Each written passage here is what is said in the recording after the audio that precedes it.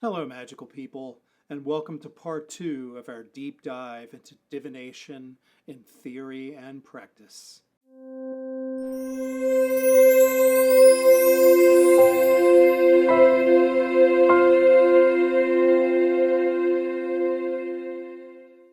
In the last video, we talked about the importance of divination in a magical practice and viewed it through the lens of hacking or breaking the code of reality to gain insight and guidance. Sticking with that mathematical metaphor, I'd like to share an equation that simplifies divination systems. Now, the systems I'm talking about here use explicit tools and methods. Other methods of divination, like psychic reading, scrying, or spirit possession, I will leave for another discussion. Here's the equation: consciousness and intention plus symbols plus randomness equals synchronicity.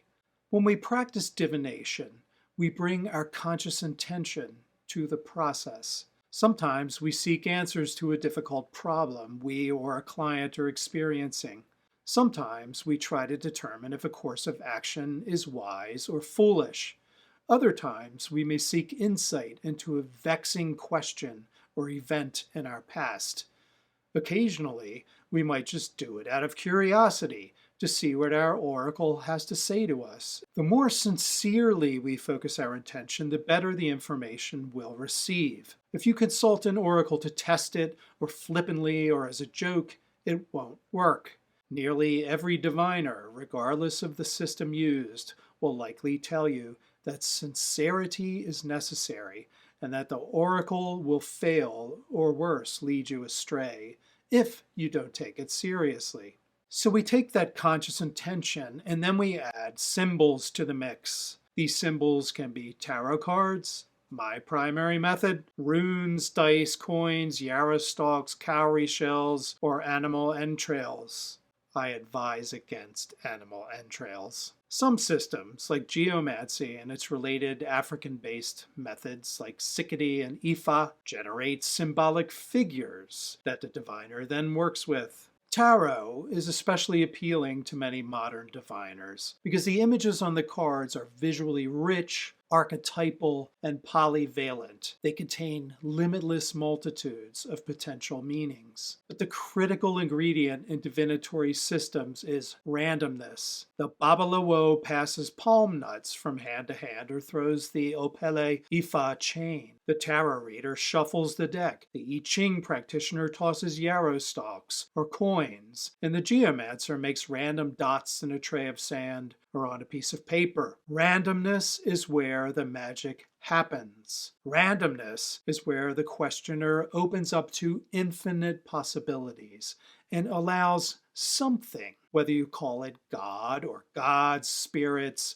synchronicity, fate, to arrange the symbols in a meaningful and useful way. Randomness, perhaps not coincidentally, is vital to cryptography, the making and deciphering of codes, as we discussed in part 1. Might it also be key to deciphering reality?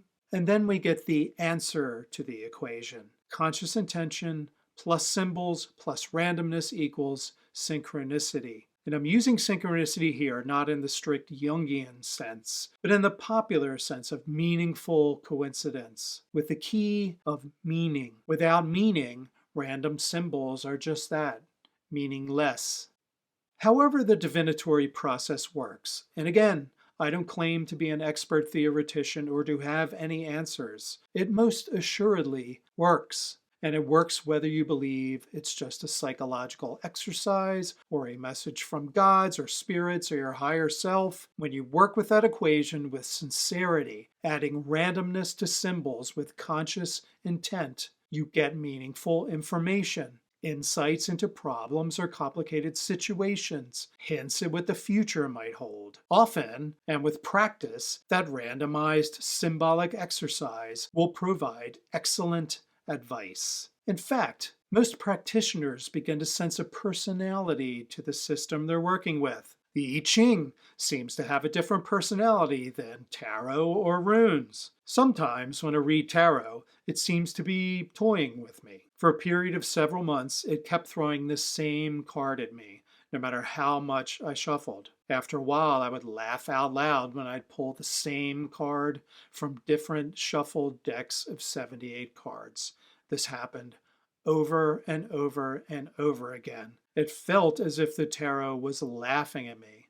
When I was in my 20s, I decided to test this equation. I made a divinatory device or game I called Symbols. I got access to a cheap clip art library and made small pieces of paper about that big with various symbols and pictures on them. A smiley face, a stop sign, a clock, the male and female symbols, a birthday cake, a piggy bank, at least 100 line art images printed on small pieces of paper. I put those symbol cards into a hollowed out Olmec head. So it was like a head with a lid that you could take off. The method was to shake up all those little pieces of paper, ask a question, and draw one or more for your answer. As soon as I shared this with friends, it was an instant hit. Everyone loved the game. They loved the process of pulling out these pieces of paper and telling stories with them.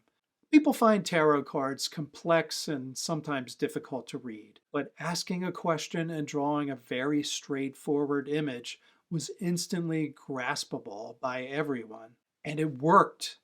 We had hours of fun asking questions and drawing symbols and making sense of them and telling stories.